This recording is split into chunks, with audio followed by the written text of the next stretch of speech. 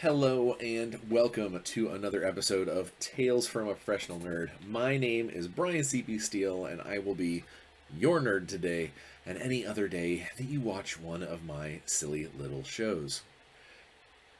Hi, you clicked on the thumbnail, you read the intro, you know the madness that's about to happen.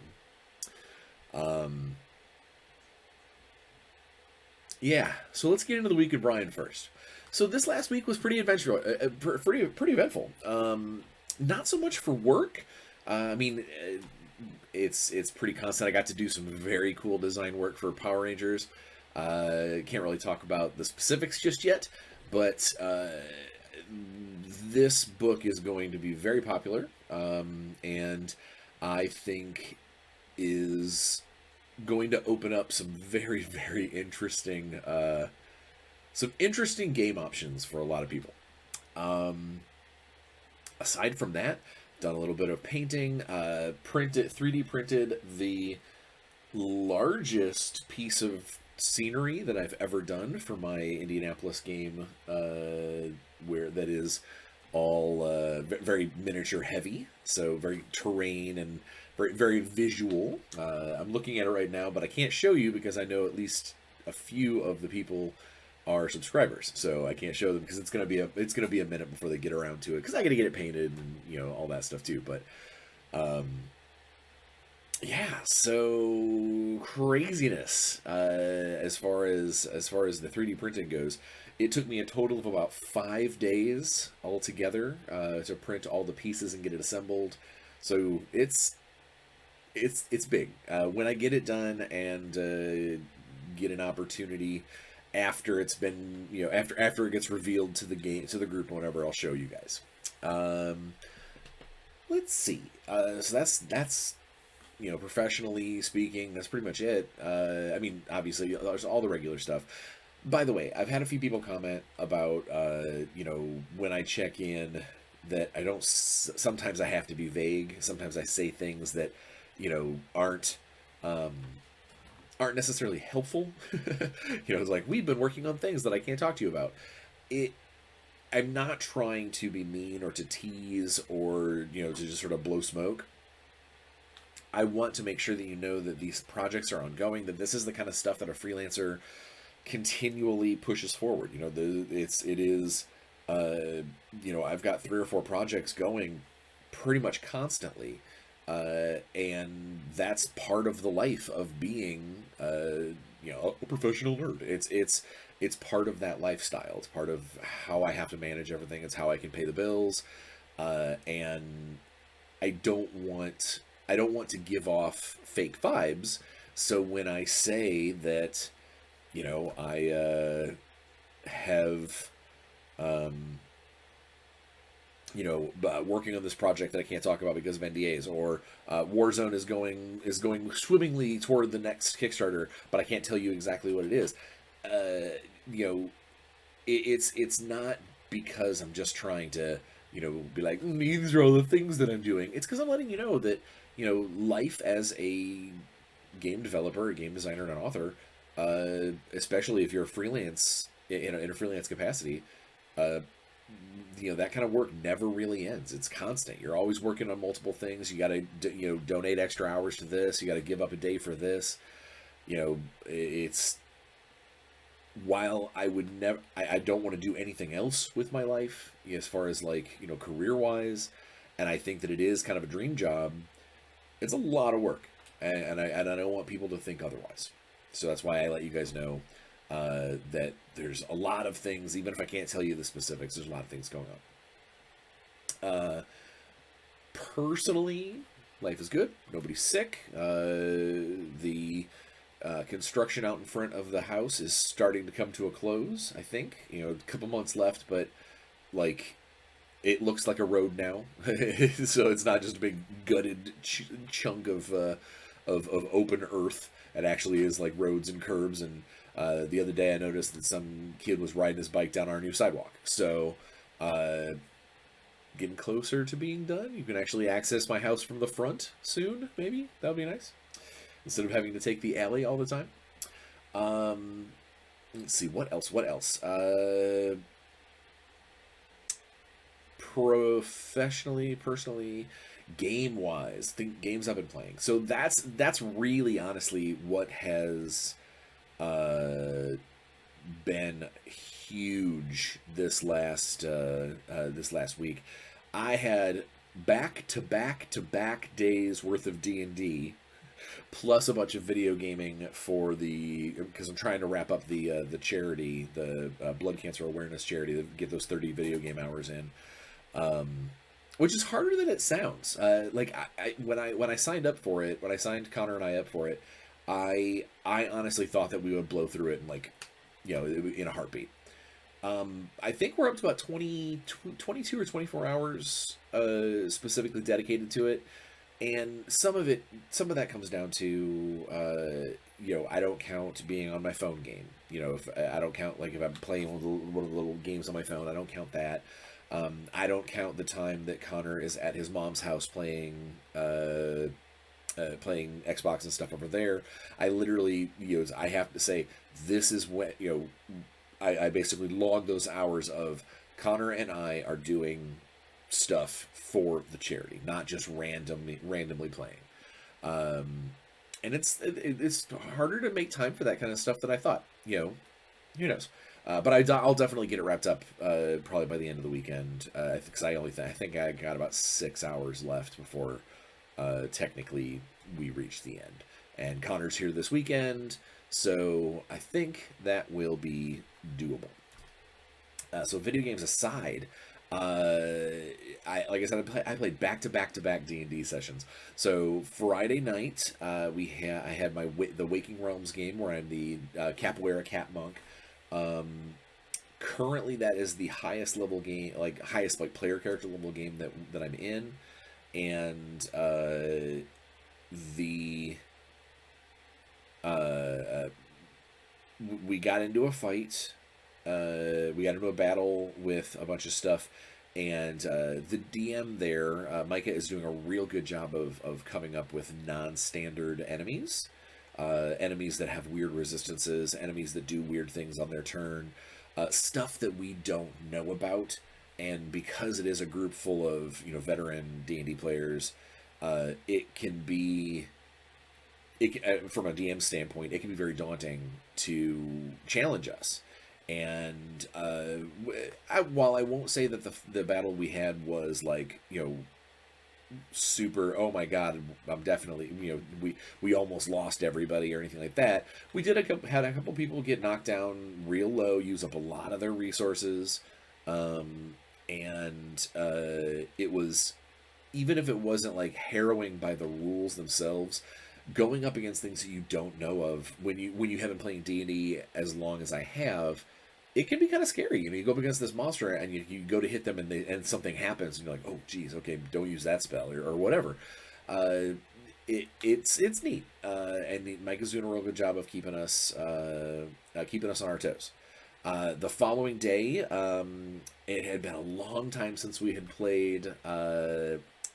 My friends, his world is called Menhiriath, and we got to go back and play that.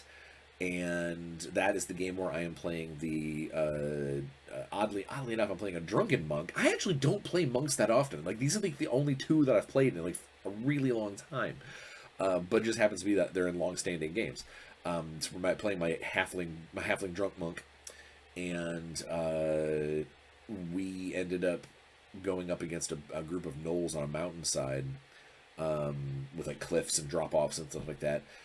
And that was a situation where the DM for that game really underestimated how efficient a 7-person party really is, because that game has 7 player characters in it, and I think when he was calculating his challenge ratings, he was not taking into consideration that we are almost double the normal size of a party, because we were able to handle those things pretty easy. Now, hopefully, I mean, a lot of us spent a lot of our resources, the spell slots and key points and all that kind of thing, and so I'm thinking that it must have been at least taxing on us in that way. So the next fight we get into will have more choices, and Albert will be a little more prepared to realize that basic gnolls and dire hyenas and stuff are not as big of a threat to a bunch of seventh level characters, seventh level characters, or sixth level. I don't know. Either way, we handled it pretty easily, but it did reveal before we ever got to that combat, we had a really cool role playing based session. We're learning a lot about the political situation in the world that we're in, and I love playing that character because I get to be charismatically stupid. Where the things that I'm saying are blunt and silly, and I get to I'm kind of like comic relief, but still in just enough just enough hint of seriousness that I'm not like a completely useless entity. And then on Sunday, we had my wife's game that she's running called she calls the Land of Monsters, and where I am a Duergar cleric of the Forge, and we are having a really good time. It goes hand in hand with Natalie is using the Steamforged Epic Adventures or Epic Encounters boxes to kind of build up some of the like mini events and sub events for her game, and we got through her modified version of the Shrine of the Kobold Queen. And it was very cool. And talking to her afterwards, after all the other players went away, talking to her afterwards, she had done a decent amount for a brand new DM. This is our third session that she's ever DM'd. She did a fair amount of adjusting on the fly, changing up some things, adding a few things, creating story out of NPCs that in that adventure booklet for the Epic Encounters was very basic. She built it into her world. She's doing a really good job. She needs to work a little bit on not getting so overwhelmed when the chaos of players ensue. But overall, she is doing a really, really good job, and I'm very proud of her, and it was a lot of fun. Now, that being said, my stepkid has decided they've tried D&D twice now and played maybe six or seven sessions, 2 different campaigns, 2 different DMs, and they've decided it just really isn't for them. So they are leaving the campaign and being replaced by another friend of ours. I'll be interested to see what Justin creates and how it meshes with the rest of the group. But yeah, so that was my weekend. My weekend was just slam, and then the following Tuesday, I get a call out of the blue from the illustrious Sarah Moore from World of Chaldea and Sarah's Table on Gen Con TV. That she needed a body for her show on Gen Con TV, Sarah's Table, and I believe it's actually going to come out the same day that this video is coming out. Where we got to play. Well, we made characters and setting and everything using the wickedness system from Possum Press, I think is who makes it, which was a lot of fun. I'm not going to spoil anything in case that video hasn't come out yet, but it was a lot of fun. It was really neat to play a new system, to learn a new system, and I really like how very story based that particular book set is. So if you get a chance, pop over to Sarah's Table and watch us make a small coven of witches that at some point we'll get to actually play with. But it was a lot of fun, and Sarah's awesome. So that was so within 5 days time I played 4 different role-playing sessions. It's been crazy. Which is why, leading up to this, shortly after that session, I asked... let's get into it. I asked I asked the socials for some basic, some general Essence20 related questions, because I had this bright idea. I was talking about Gary Con to a friend of mine, and that we did the hot wings hot takes challenge last year. And that more than likely, because GaryCon is the same weekend as Adepticon, is the same weekend as PAX East, is the same weekend as WonderCon next year, that I'm probably, if I get to make it up to GaryCon at all next year, it'll probably only be a single day, which kind of sucks.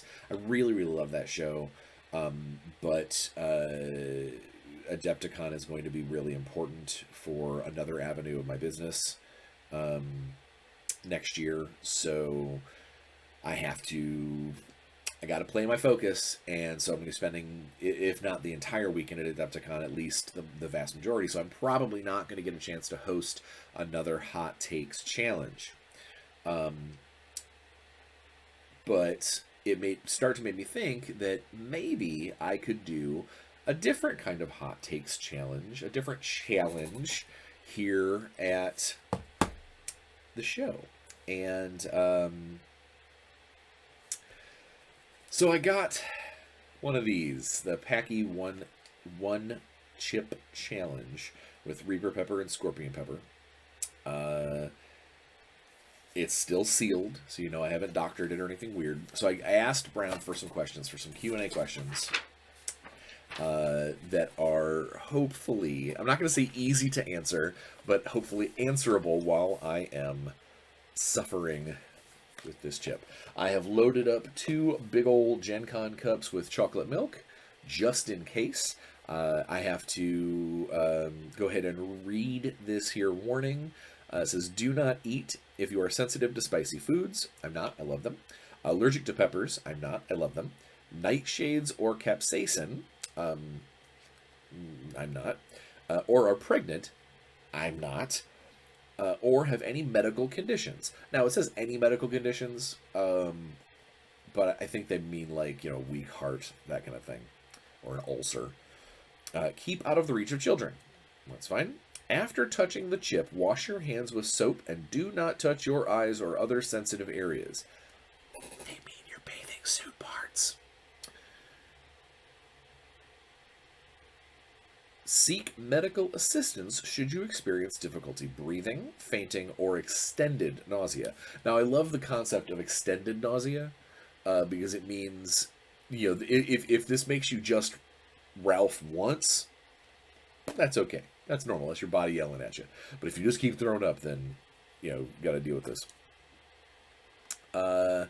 Yeah, so ingredients, we've got blue corn, sunflower, and or safflower oil, Carolina Reaper pepper, scorpion chili pepper, sea salt, and blue number 1. Oh yeah, because this apparently this version of the chip challenge turns your tongue blue, so it's how you know that if you were watching a video like this video, it's how you know that it's not like a faked chip because your mouth's gonna turn all blue or whatever.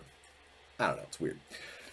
So, I've got my questions. I've got my I've got my challenge chip. I just got to get ready. All right, I won't lie. So I love spicy food, and I have no problem with really spicy things. I prefer really spicy things that taste like something instead of just this tastes like death. But for entertainment value, I wanted to do this. I know that these are probably, this chip is probably not the tastiest of tasties. But, oh, at the bottom it says, this chip will shock you. This chip will shock you. Oh, boy. I can't believe I'm doing this. All right, I'm a little nervous. I've seen videos of people do this. I remember what the high-end sauces were like during our hot takes challenge. Yeah, so let's see how this goes. let me get, just in case, I'm going to get my trash can turned around here.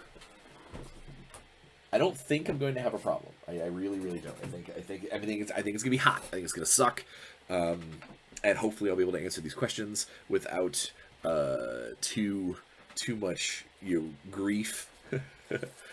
But so I have 12 questions. I have a dozen questions. Some of these I think will require more. I think will require more chit chat than others, and we'll see. We'll see.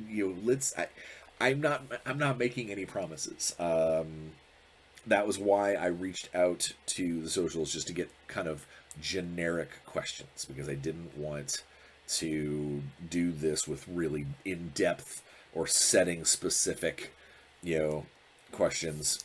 All right, so let's get this thing open. Like I said, I'm a little nervous.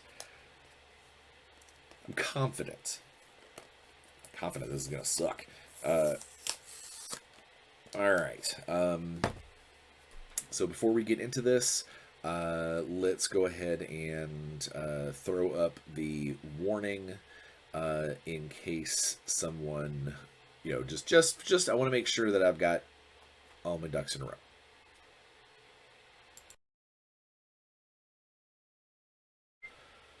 Okay, so now that the warning has been given, here we go. All right, so we have inside. Oh, what is this? It's like a little insert? Is it an insert? I don't understand. Weird. Okay, let's get this. Like the thing unfolds. All right, so what to expect? Tongue takeover, shock the senses, surge of tears, jolt to the gut, voltage overload. Okay, I don't understand what that is, but all right, what do we have here? We have any last words, rules for the challenge, eat the entire chip, prove it, show us your tongue, wait as long as possible for drinking or eating anything, post your reaction on social media with one chip challenge, and mention at Packy Chips. Okay, so that's easy enough. What do we have here? We have how long can you last before you short circuit? So basically, how long can I last before I reach for my chocolate milk reservoirs? We have, I can get a free bag of Packy Chips.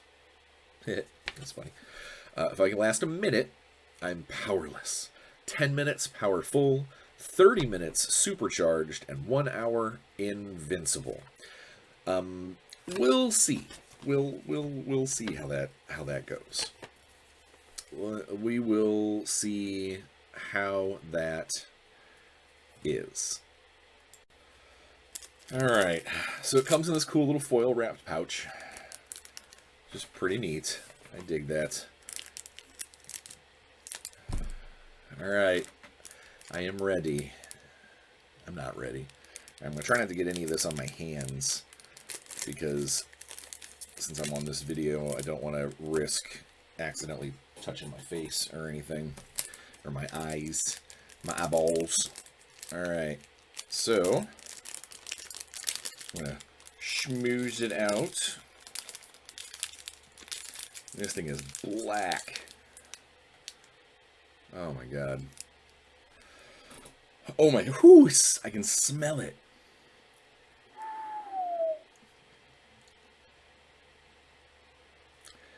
All right, gamers, fans, here we go.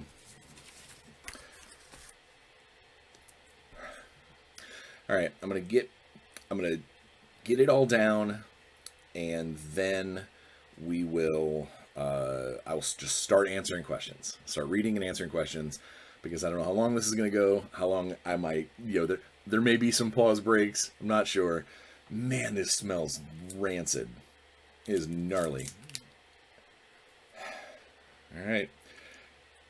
I do this for you, for entertainment, and to prove So that way, when I see other people do this sort of thing in their videos and their reactions, I can commiserate. I can let them know just how gnarly this is.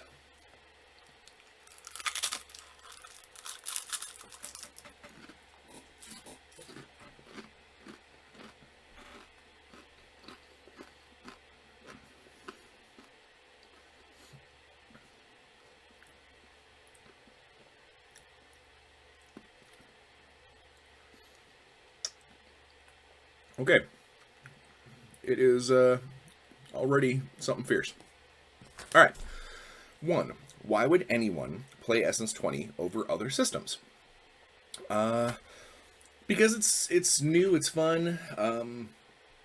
It is something special and very cinematic, more so than a lot of other systems, in my opinion.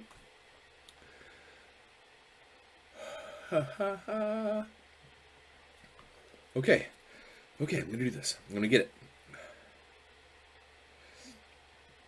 It hurts in my ears. 2, how do you? Oh my god.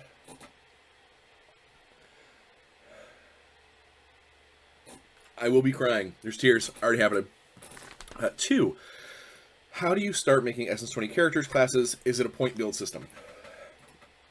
Oh my god, yeah, no, these questions are terrible.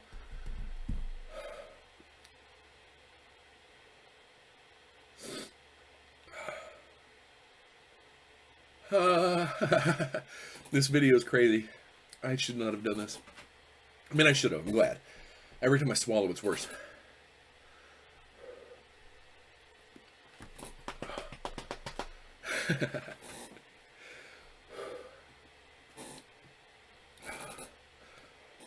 Oh my god, oh my god, oh my god, oh my god. I've made it past the 1 minute, I think. Nope, I can't do it. Oh my god, and not if I'm going to actually answer these questions.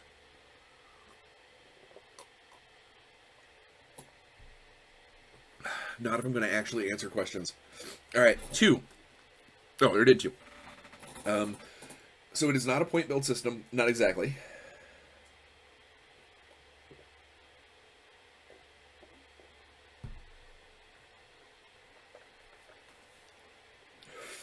Oh my god.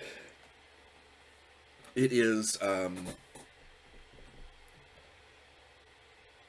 it's so bad. It's so bad. This video is crazy.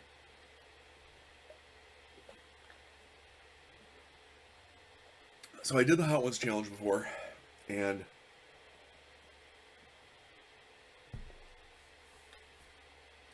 when I did the Hot Ones challenge with some of this is a lot like number 8. It's a lot like number 8, over and over and over again.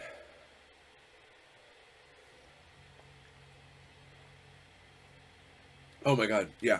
I can't understand how people have made it any longer.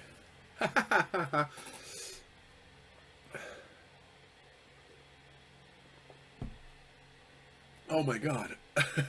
What did I do? Why did I do this?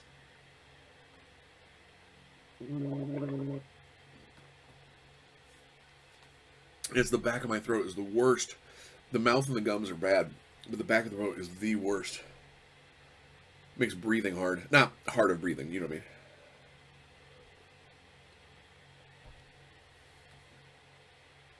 Oh my god.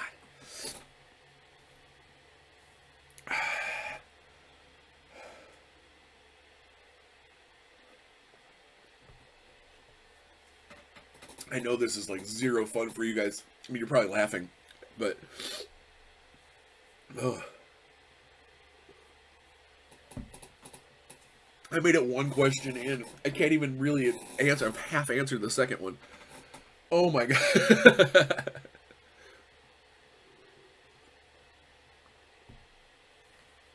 Oh. Oh my god. It is still on fire after all this milk.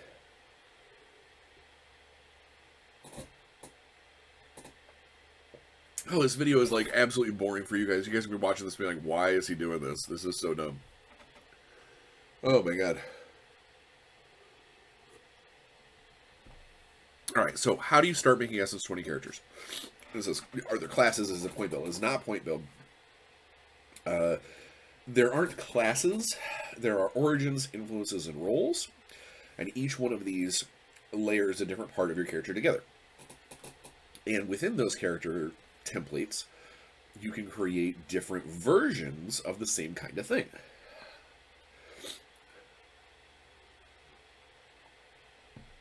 So someone might be the same role and origin, but take different influences and make a completely different character. Starting to calm down a little bit after all that milk.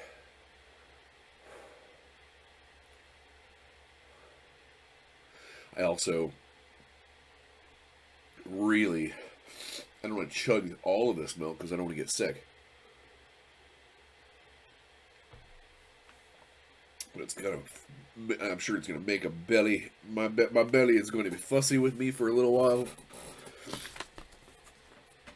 What's weird is I'm actually getting stuffed up instead of runny nose. Normally when you eat hot stuff, you get like a super runny nose.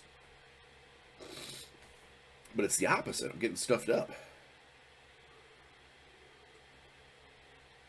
It's like my body is protecting me from the nasal drip. Oh, stupid Bryan. I did this to myself. I really did. It is just starting to calm down. My mouth is still on fire. Still a little blue. I can't believe it.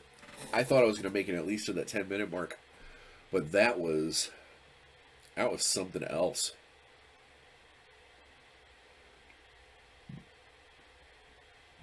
Ooh. Fire burps. Gross. I think, also, just as a side note, now that I can actually talk a little bit, before I get into the rest of the questions,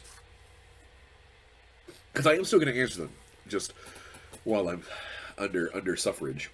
So, the taste of the chip is bad too.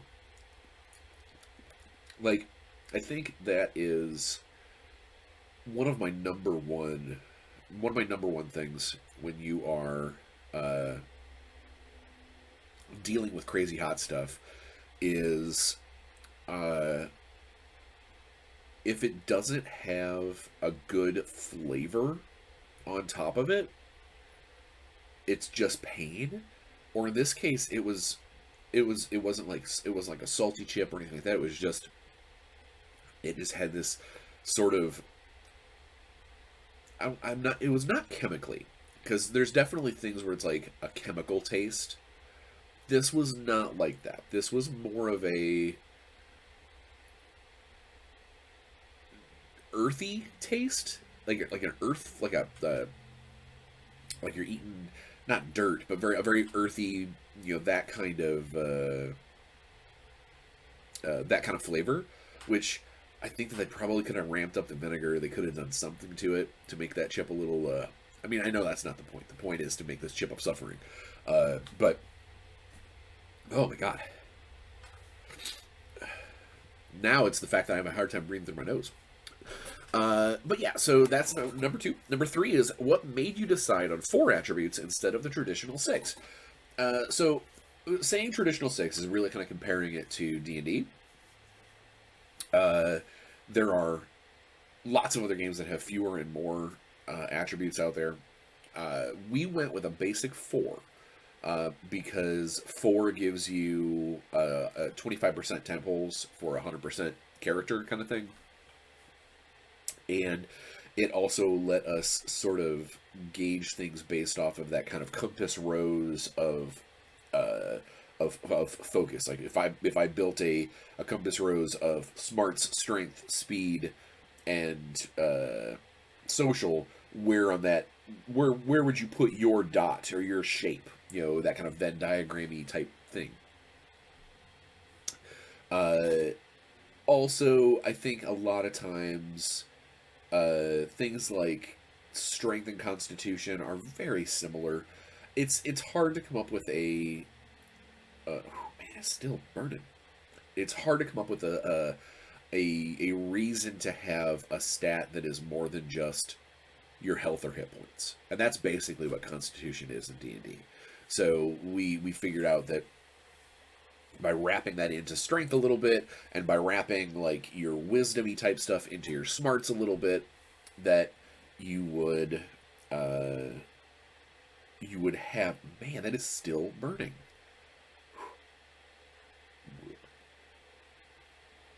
Ugh. Oh my god, gross. Again, glad I did it. I understand when I see other people, because man, that first 2 minutes, that first minute or so after you chew it up, it is shocking how fast it goes from just sort of a earthy, crunchy taste to nope, that are little pins and needles throughout all of my mouth. And it's still kind of there a little bit, but the milk definitely helped. That's for sure. And you know what? I don't care in the comments if people want to be like, man, you did not last very long. You lasted longer during the Hot Wings Challenge. You know what? I think some of it has to do with the fact that on a wing, you get that kind of meat delivery as well. You get kind of the grease from the meat to help cut it out some a little bit. In this, it is just dry pepper on corn on more pepper.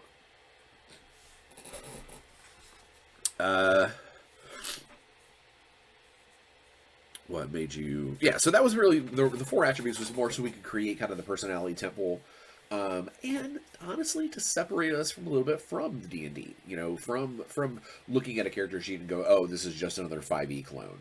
You know, we wanted to be a different system. We wanted to have it be simple, cinematic, and easy to use. And so having less was, in this case, more. Number 4, how do Essence20 dice rolls and modifiers work? So the dice system for Essence20 is easy. You roll a d20 and you add to it the results of a skill die, which the more skilled you are in something, the higher your die is. If you are specialized in something, you get to roll that die, whatever your skill die is, and all of the skill dice beneath it. So if you have a d6 in something, you get to roll a d6, d4, and a d2, and you take the highest result. So you're not adding everything up. You're not coming up with 30s and 50s out of the gate. It just gives you a better chance of having a higher number. It's also the reason why in Essence20 a lot of the difficulties are lower than in standard D&D, because we know that if you get up to that kind of mid-average D6 skill level, a D20 plus a D6 still has a pretty big swing to it, but we want things to hopefully be available for people to get into those kind of mid-range. You're starting difficulty in Essence20 for an average thing is like 10. Like 10 or 12, so if you roll mid on your D20, if you are skilled in any capacity and you roll more or less mid on your skill, you should be able to do the average thing. So that's kind of how we came up with that. Modifiers. So a little tiny bit of chip come out of my tooth or something, because suddenly it was like poke. So skill modifiers in Essence20 is there are 2 things that modify the D20, whether it is snag or edge, and that snag is you roll 2 D20s and take the lower result. Edge is you roll 2 D20s and take the higher result. Easy as that. When it comes to the skill die section of things, rather than adding static modifiers like +2 to your attack rolls or anything like that, you get up and down shifts. And up and down shifts allow you to change the size of your die. So if you are at a D4 and you get an upshift for aiming or for a special perk, or maybe the situation is just like the GM goes, this is a little easier, you have an advantage in the situation, take an upshift. Instead of rolling a D4, you roll a D6. And now, if you are specialized, now you're rolling a D6, D4, and a D2 because you've upshifted to that next level.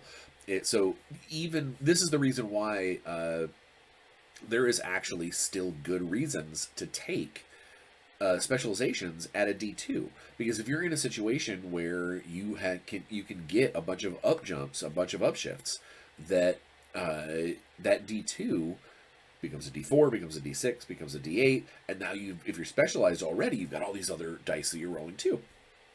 It's just a good thing. The opposite is also true. Downshifts can happen. So whether something has a penalty involved to it, something is harder than it normally is. If you're currently impaired, stuff like that, you downshift your dice. Now you're probably saying, Brian, what happens if you downshift beyond D2 or upshift beyond a D12?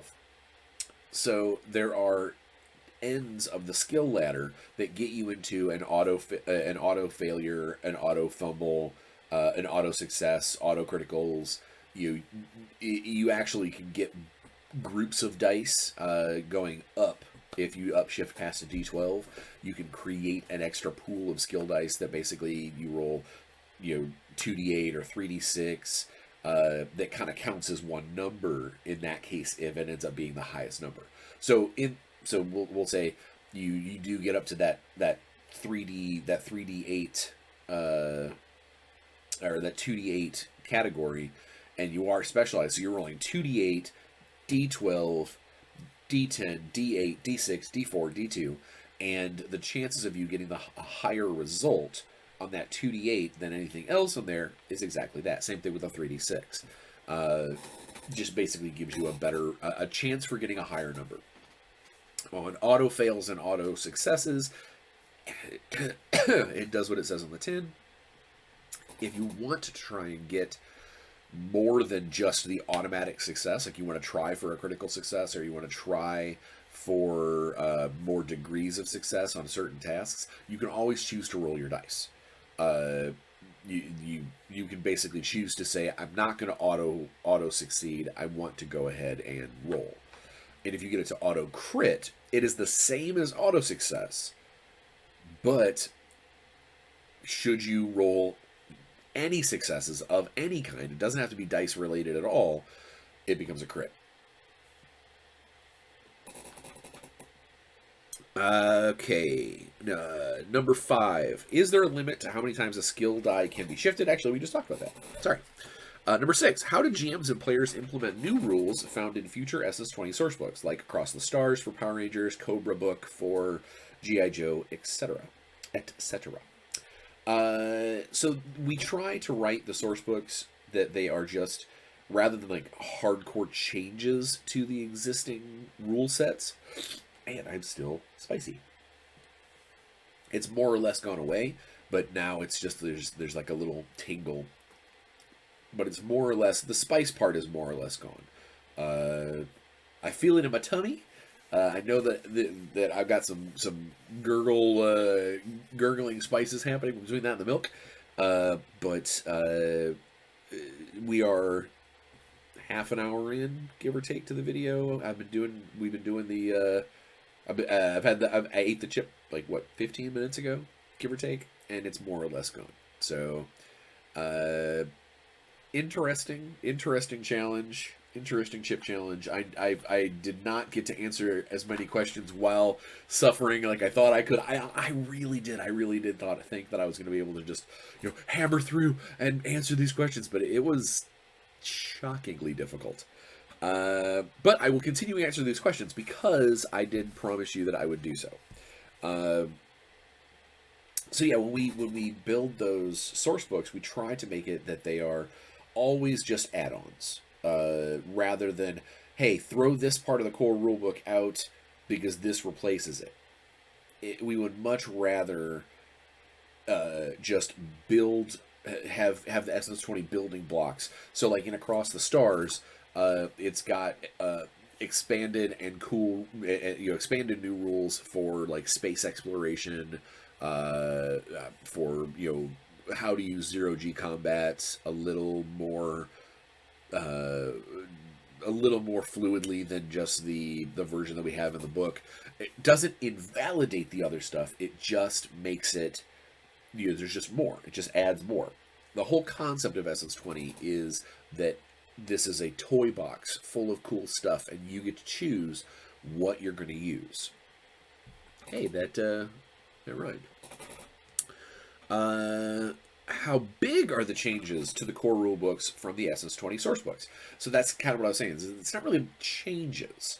The source books don't like straight up, for the most part, don't go in and like just rip out chunks of the core rule book. They just add to them or expand upon them.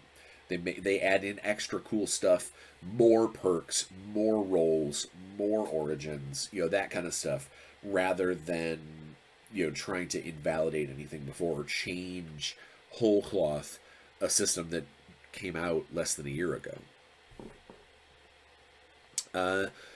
Do you plan on making it crunchier than other systems, like adding so many rules and stuff that it makes it more like hard RPG, like almost like simulation style, rather than the cinematic style that it is? I don't think so. I think part of the beauty of Essence 20 is getting to play in that cinematic theater space, build your narratives, build your adventures, rather than getting down to like the minutia and really worrying about all of the ins and outs. I mean, there's a reason why some of the parts of Essence 20 are very, very cinematic in feel, and there's a lot of aspects to the game engine that are, hey, GM, you get final say on this. This is if you as a GM are the kind of GM that needs to have everything spelled out for them down to the littlest bit, you are going to probably struggle a little bit with Essence 20 until we get more source books out to help you with that. Straight out of the boxes, straight out of the core rule books, they are designed for the players and the GM to work together to create a really cool toy box style story. 9. What are the common mistakes people make running Essence 20? I'm going to say probably 3. There's probably 3 big mistakes that I see a lot. And calling them mistakes are, I mean, it's errors, but it's not like it doesn't ruin everything. First and foremost is during character creation. While the books list them in step order, like step 1, step 2, step 3, I'm a firm believer in read through all the steps, write down all the stuff that you need to do, and then build the character with all of the aspects that you have. Because otherwise, it's real easy to get caught into a situation where you're like, oh man, I wish I would have taken this instead of this at this step. Or like you're one of the rare, origins that gets a perk, but it has prerequisites. Should you recount all of that stuff? When do you spend your 12 extra points? As long as your character, your first level Essence 20 character, comes out of character creation with 16 essence points, that is a starting character. That's where you should be. Problem number 2 I see a lot of is the way to verify a critical hit in Essence 20 is if your if your skill test is successful and any of your non-D2 skill dice are showing a maximum facet, showing their maximum number, it's a critical success. So that basically means that if we talk about that guy who specialized at D8, so we have the D8, D6, D4, D2, he rolls his dice, comes up with like 12 on the D20, comes with like a 7 on the D8, but a 6 on the D6. That's still a crit because he'll take the highest number, 7, from his skill dice to add to the D20, and then check out the other dice and see that his D6 is showing the maximum number. That makes it a critical success. Now, you also don't have to use the die that shows the critical success. So even if that 6 wasn't a 6, the 4 was the 4. The D4 came up 4, and they still had a 7 on their D8, they're still going to add 7 to their D20, and it's still going to be a crit, even though that 4 isn't the die that they chose, or isn't the highest die. So that's a big thing, is how to calculate crits. And hand in hand with that is the D20 is not a skill die. Rolling a 20 on a D20 does not make a critical hit for you. Now, it probably makes it succeed, because that's a really high number to be adding stuff to. But it doesn't make it a crit. It is not a skill die. And then the third error I see, the third mistake I see, excuse me, is more of a set man. I just coughed up a bunch of spicy stuff right in the back of my throat.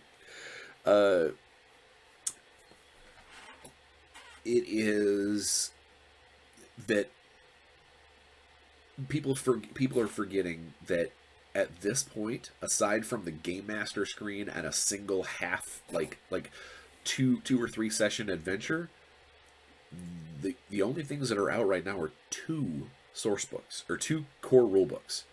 There is so much more stuff to come that, like, when someone's like, oh, I got this rule book and it won't let me do this with my game because I want to do this specific thing. Or, you know, I got this and it doesn't include my favorite bad guy, or whatever. Keep in mind, Renegade wants to make these books for a long time. They want to keep offering these cool things for you. And we've got a lot of written material that still needs to get edited, laid out, and published, and printed, and all that to get out to you guys, that has a lot of this cool information. So for the games and the line to be successful, we can't just hand everything to you. It doesn't mean that you can't figure out how to make it on your own for now, using the core rulebooks, but it's just, people need to remember that the core rulebooks are to get you started. The source books and things are what to adds all that extra color and adds all that extra stuff that you might think, oh man, I can't believe the core rulebook doesn't have that. I think that's probably another big mistake that I see a lot of the players do, is they take a look at the core rulebook and they go, I can't run the game that I want to run. Well, if I bought just the player's handbook, I couldn't run Ravenloft properly. You know, it doesn't have any rules that, unless I made up some stuff. And that's kind of what the CRBs for Essence20 do, is they got there's a ton of information in there. But it also means that you have to do some designing and some developing and some kind of home brewing on your own until we get around to getting those real rules out. So that's probably, I would say, probably my number one thing that I see some people do when they get these core rulebooks and they're like, this won't let me run the game that I want to run. Well, I hate to say it, but we went with the building blocks of the system, the building blocks of the licenses, and then we will build from there. Trust us. Number 10, how do you set the pacing for an Essence20 scenario? So Essence20 is not built like D&D where it's like per day or, you know, per hour or anything like that. It is per scene. As a cinematic system, we build everything to work as scenes. And the pacing for an Essence20 scenario should be based off of how many scenes you want to try and smash into, like, one day of game time or one session. Depending on the scene, the scene might be fast. It might be, we went to this thing, we met this guy, we made a couple skill rolls, and then we left. Or it could be a long, drawn-out, crazy, huge combat scene with multiple stages. The biggest thing is you have to remember, when, as an Essence20 Game Master, when it comes to pacing out the scenario, is that a lot of your bad guys, a lot of your threats, a lot of your NPCs will have different powers and perks and things that are only... Man, the sun is just causing all kinds of weirdness through my window. Uh, the there's a lot of abilities and things that are triggerable per scene. And so if you run your scenario, you run your game where like the bad guy is in 10 scenes, you got to keep in mind that he can probably that bad guy is going to be able to use one of their powers 10 different times. If you limit yourself to only having a few scenes, specific scenes, then you can gauge what those threats are going to be able to do, how often they can do them, that sort of thing. Number 11, if money and licensing was not an issue, what would I franchise into E20, into Essence 20? I have been very vocal about this. I've got a long list of what I would bring into the Essence 20 family if I could. But at the top of my list is probably the Thundercats license. I love me some Thundercats. And hand in hand, I probably maybe even love it a little bit more, is the Silverhawks license. And their younger, less attractive brother, Tiger Sharks. But like that kind of triumvirate of like sort of the space-faring good guy versus semi-fantasy bad monsters, I think would fit perfectly with Essence 20. I think would fit as an amazing crossover concept to Transformers and Power Rangers, and to a certain degree G.I. Joe. Yeah.